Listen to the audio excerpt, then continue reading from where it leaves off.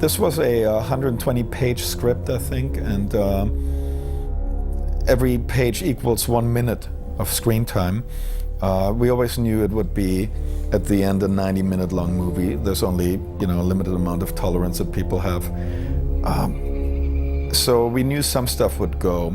The scenes that got affected were bookends. We have Aaron today talking about something that happened in the summer of '73.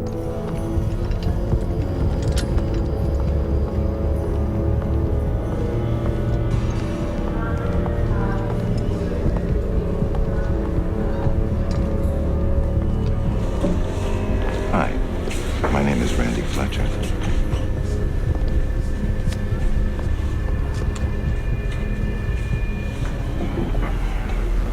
Would you like some water?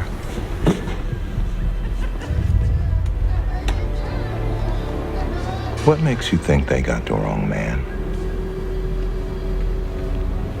After the police interviewed me about what happened, one of the officers admitted things were mishandled from the beginning.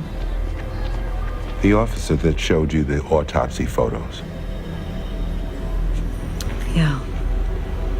I saw the autopsy photos. But it wasn't him.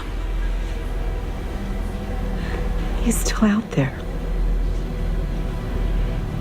I never sleep through the night. I remember it all. It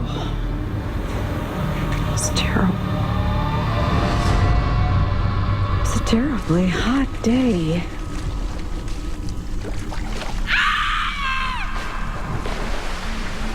It was very clear we had to find an actress that looked like maybe at some point she was Jessica. That's always very hard, but I'm not a big believer of makeup and aging somebody. It easily can look very, very hokey. Stop your going the wrong way! The suicide scene, that almost got us an X rating, so we had to go back and rework it. But when the suicide happens in this particular cut, we had a couple of cutaways, like ears falling into Pepper's lap and, brain matter splashing around. So you work on a movie like this too long, you develop a low threshold for those type of events. I won't go back. Back where?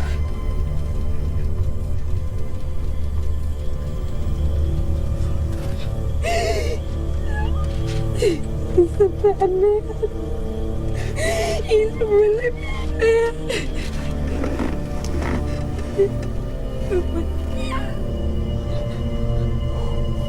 He's a bad man. Oh, shit. You're all gonna die. Grab it.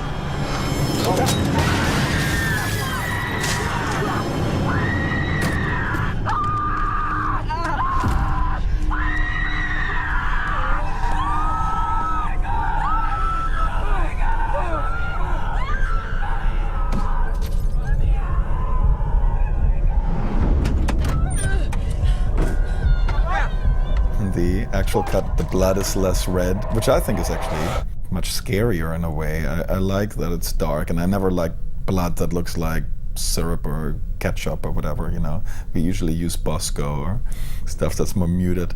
Ain't no sheriff here. I think we should drop off the body and get the hell out of here. Altogether, there was much more character exposition in the original cut as we had it planned. There was some good stuff there. The more you invest in the characters, the scarier the movie is at the end, and the more of a sense of loss there is, once you see them hanging off meat hooks. Maybe we should vote on it. Kemper, no. Why not, Aaron? It is a democracy. Hey, what if that old lady got our plates? We could get in a lot of trouble. I mean, you heard her. What you do is your own business. It's fucking gospel to these rednecks. It isn't right. What? Why do you think I haven't been drinking or smoking or doing anything this entire trip? Did you think about that? Aaron, I don't know. Okay? I mean, I can't read your mind. I'm trying, but... I'm pregnant. You're gonna be a dad, Kemper. And I am not having our baby in prison. So take care of this.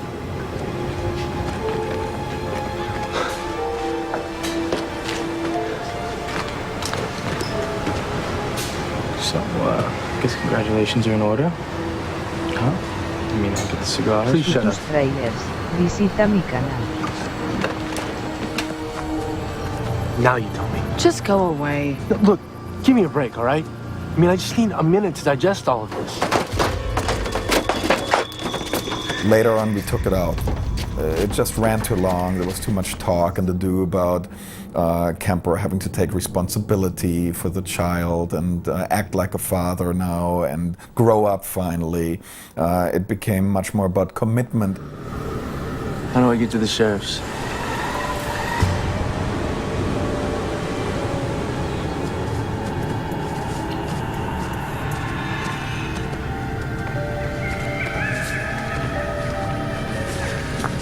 Why didn't you tell me sooner? I wanted you to propose for the right reason. Hey, what does that mean? Baby, I want you to marry me because you want to, not because you have to. I want to. All right, I want to. I promise you. I just want to wait for the right time. Yeah, sure. Come on, you don't want to marry some dirty mechanic. I want something better than that for us. You know, maybe you should just start smuggling heroin instead of the old Mexican homegrown. Hey, you're a genius. No, seriously, the markup's like 100% higher. Can you be a drug smuggler with me? No. I think so. But I really don't want to get fat. You were gonna make a beautiful fat lady. Shut up.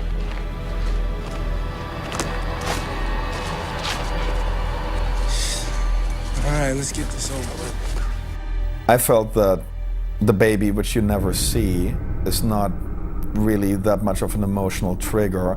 If Kemper dies and we don't feel sad about him or sad for Aaron, have a feeling of loss, then we did something wrong. I tried to do something very, very simple and came up with the idea of the ring. Aaron was describing the tear-cut diamond ring, so at the end when it falls out of his pocket, we know, oh my God, he had it all the time. He just never found a way of telling her. And to me, that emotionally did the same thing as a baby, but so much faster. It's just one shot, but still you have that sense of loss and the feeling that he came around. He just didn't have the time to articulate it. But Aaron will never know, but we do.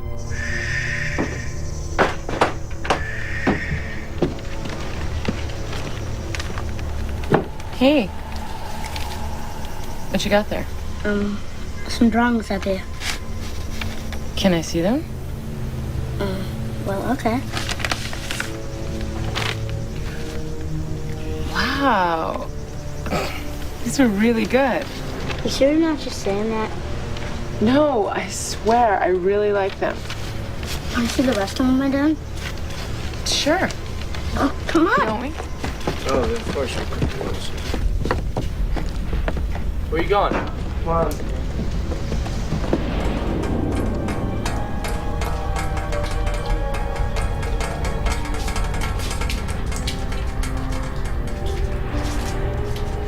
Wow.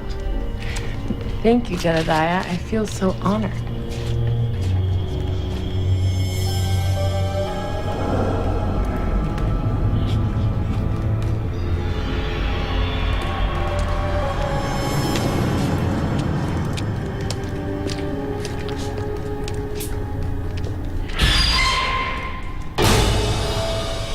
This is a scene I actually regret that it's not in the movie. Little Jedediah is somebody I always wanted to get a better sense of. And I think people were missing that. What was he all about, you know? You just want to get to know him a little bit.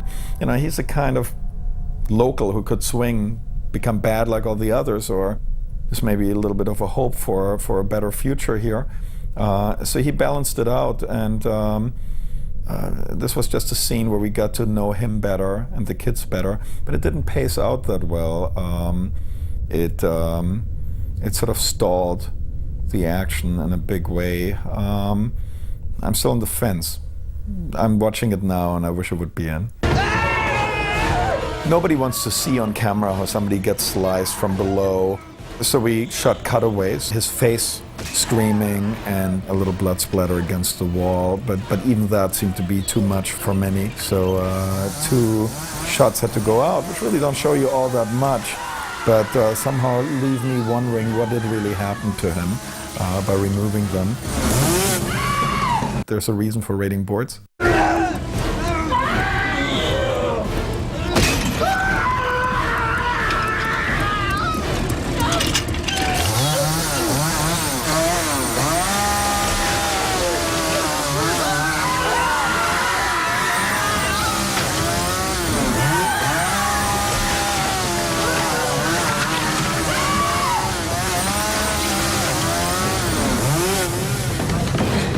We shot different versions of the ending, having Jessica tell us the story. Nobody believes her, but suddenly the reporter picks up on a detail. Aaron tells him that the body that was found was wearing a mask of human flesh, but it had both arms. Leatherface would only have one arm. So here the reporter suddenly realizes that there's maybe something to her story after all.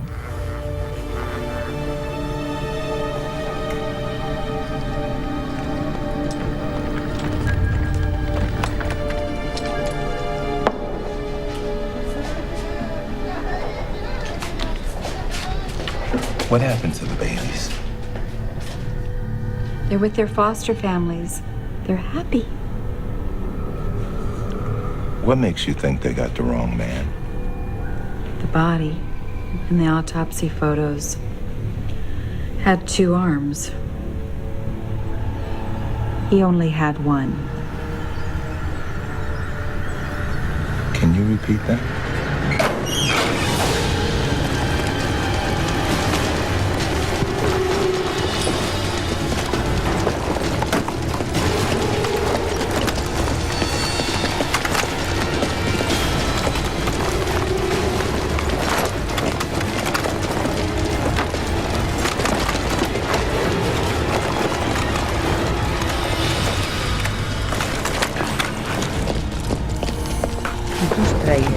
Visita mi canal. Prepare to breach.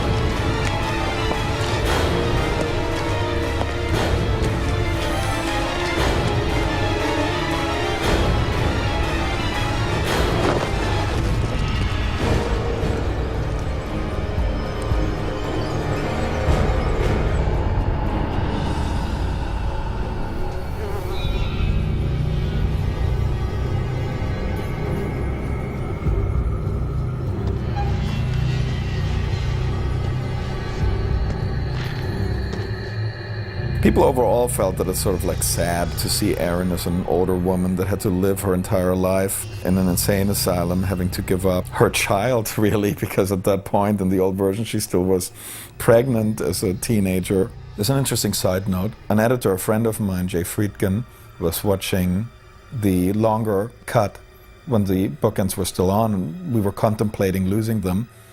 And he said, did I ever mention when I worked for Kubrick?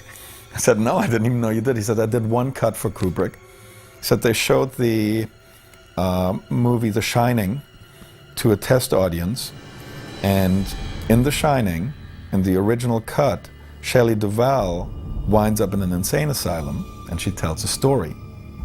So it had the same bookends. It's Shelley Duvall telling a story that nobody believes, but at the end, after she told the story and people walk away in disbelief, you see that photo that's mounted in that salon at the hotel. As the camera pushes in, you see Jack Nicholson is really there, so it must have happened. But somehow when the lights went on, the audience just sat there. And when they got rid of that scene, the audience was, yeah, she showed it to him, good, right? So one cut changed how an entire movie was perceived. Ironically, we did exactly the same thing. This is the only known image of Thomas Hewitt, the man they call Leatherface. The case today still remains open.